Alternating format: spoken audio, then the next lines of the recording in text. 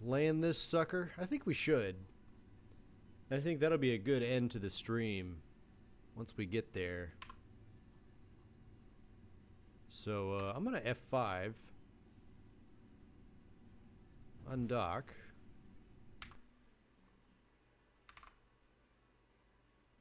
And once we have control, we're going to puff and pass away.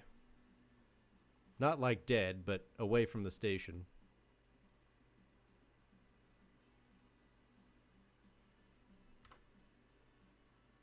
It's rotten, send it back.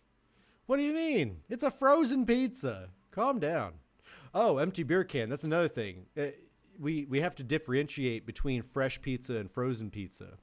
Because if we can freeze a pizza, we can use cryogenics and then go to Joule or whatever and deliver the pizza that way.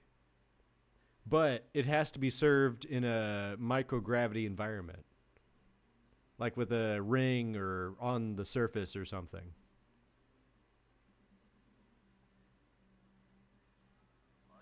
For the contract parameters.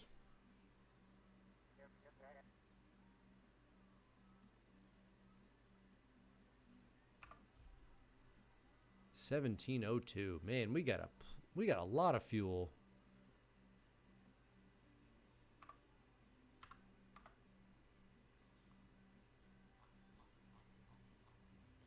We're gonna burn right about here.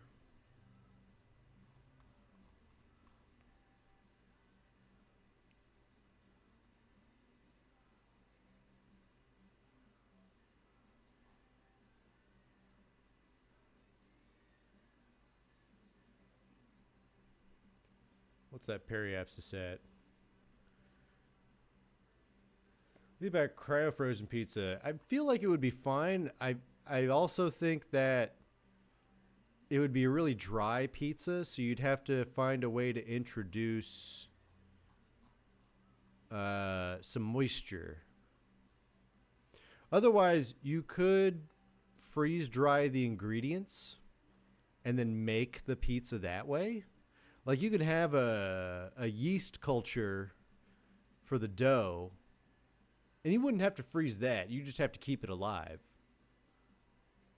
The tomato sauce, I mean, you could grow your own tomatoes in space and then make a sauce out of that. Vinegar is a forever chemical, kinda. So I mean, as long as you store it right, vinegar will stay right.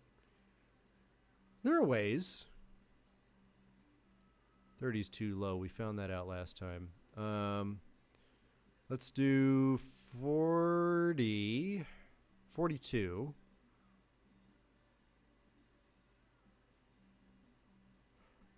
And that should be good.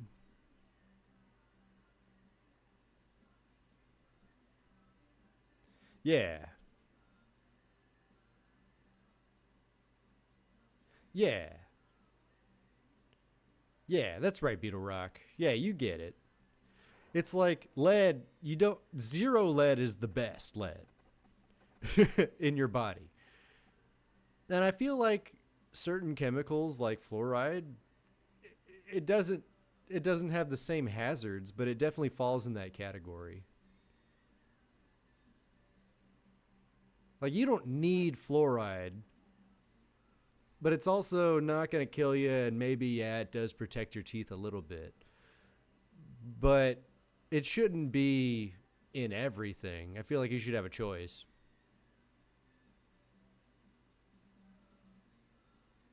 Yeah. Yeah, it'd be more like a Popeye's biscuit for the pizza crust. So you got to find a way to rehydrate it. So that's why I think if you have a closed system that can maintain a yeast culture, you can make bread in a centrifugal station thing or in microgravity on like the moon or something. I don't know if yeast needs gravity, but I know a pizza might if you're trying to make a flat pizza, because you have to use rotational energy, right? To spin the pizza for like hand toss stuff. So there has to be some, I don't know. I don't think anyone's ever made a pizza in space before, like from scratch.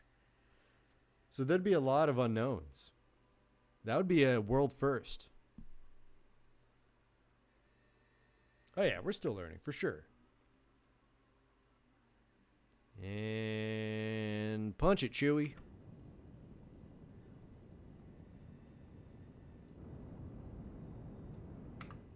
Hold on. Now that we have 100% thrust, we can wait a little bit longer.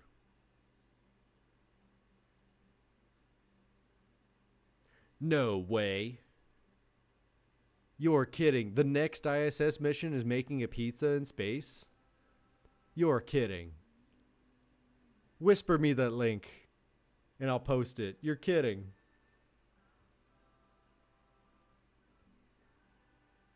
I'm kinding. What do you mean, kinding? Is that a play on words?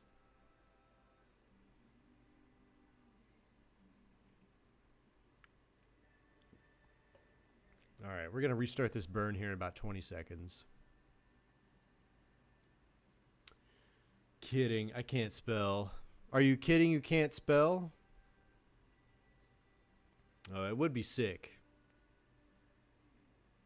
I don't think anyone's ever done that.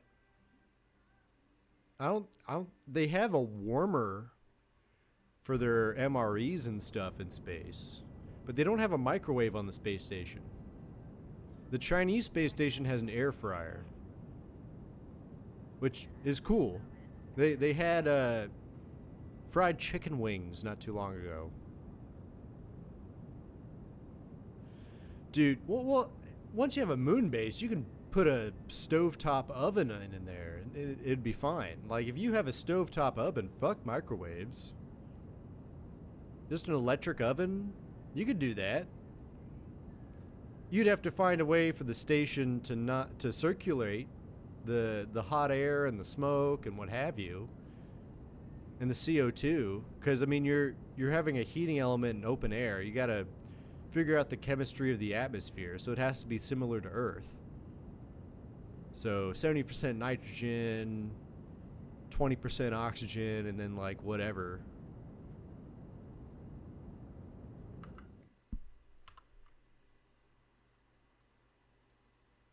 Let's see, 7,000. Let's back it up. Or I mean, go forward a bit.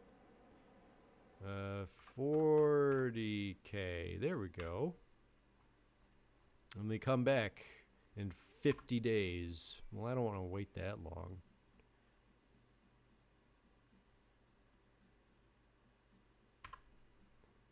But yeah, I'd imagine them building some kind of greenhouse. I mean, you have to.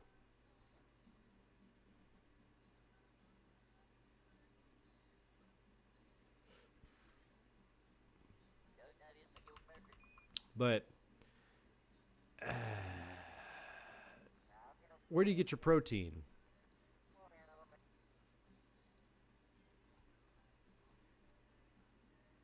You can't send a cow to the moon. Not yet.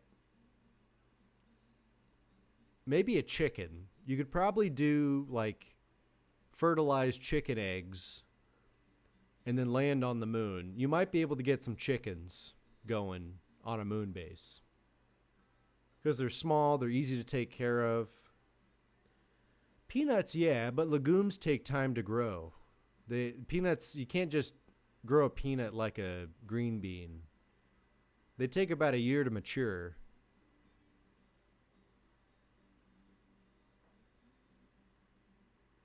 And not just one peanut per plant. I'm talking multiple peanuts per plant.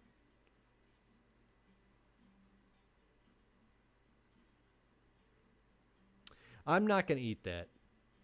And I don't expect anyone else to eat that.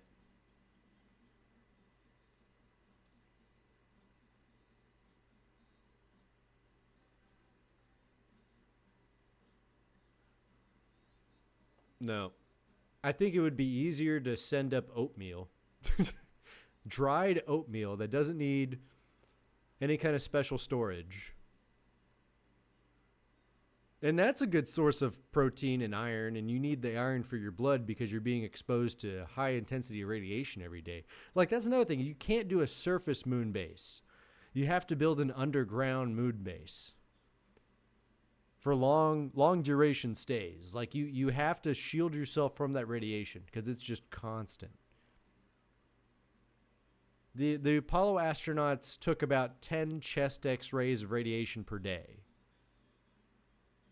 while they were on the surface. Like, it's insane. You got to build underground and then go up to the surface when you want to go and do stuff. Because it's not just radiation, but like the micrometeorites are coming in at you all the time.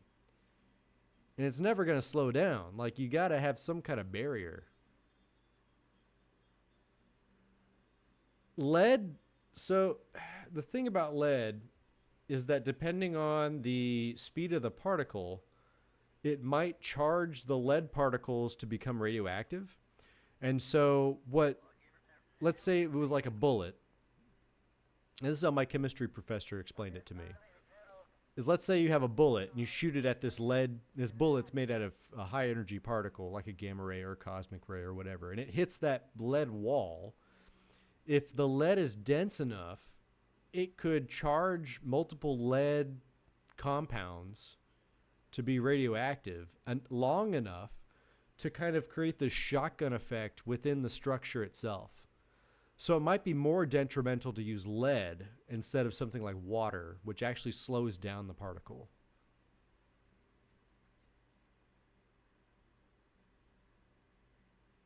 And lead's really heavy. Like, it does work.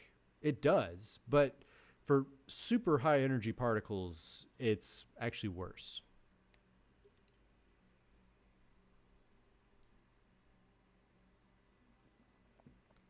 Except water. Water is the best. Without an electromagnetic field, water is the best thing you got. It's what we use for our nuclear power plants for that reason. Like, if one of those fuel rods left the surface of the water, everyone in that room would be dead. And everyone in that facility would be dead. Like, there are certain properties. Then there's this stuff called heavy water is what I'm talking about. But there's certain properties of water that the oxygen and hydrogen molecules just kind of stop high energy particles really well. So you'd have to build some kind of porous or moisturized material to stop a majority of those high energy particles. Oh, there's my pizza.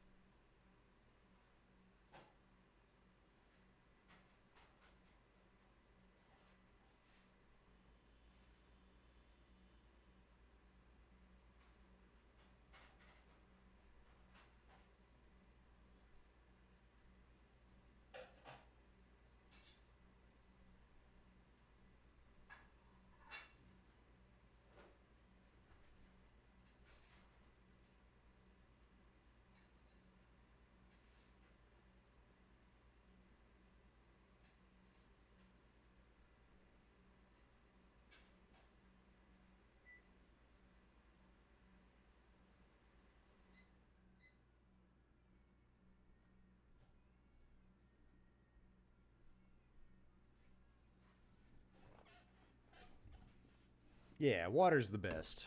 It's kind of the building block of life. Water is life, as Frank Herbert wrote. So we're going to do some surfing we're going to be some surf. Let's warp here. We're going to surf the atmosphere